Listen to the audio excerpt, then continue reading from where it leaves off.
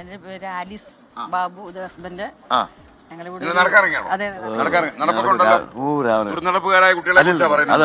നമ്മൾ പ്രത്യേക താല്പര്യം. കാരണം എന്താ വെച്ച് കഴിഞ്ഞാല് നെക്സ്റ്റ് ജനറേഷൻ മുഴുവൻ പോകുന്നതിന്റെ പ്രധാനപ്പെട്ട കാരണം അതാ. ഈ ആക്ടിവിറ്റിക്ക് എല്ലാവിധ അഭിനന്ദനവും. മുൻപ്രതികള്, പിന്നെ പ്രവർത്തകര് ഇന്ന് പിടിക്കുന്നു, വൈകുന്നേരം ആകുമ്പോൾ ജാമ്യത്തിൽ ഇറങ്ങുന്നു.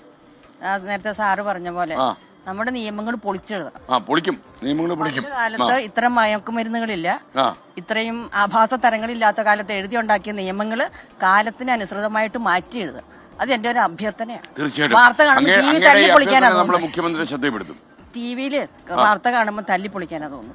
ടി വി എന്താ ചെയ്യാ, അത് കൂടെ അല്ലേ നമ്മളിത് അറിയുന്നത്. 18 പ്രാവശ്യം മറ്റേ പ്രതിയായിട്ടുള്ള ആള് പിന്നെ 19 പ്രാവശ്യം പിടിക്കണം. എങ്ങനെ ഇറങ്ങി വരുന്നത്?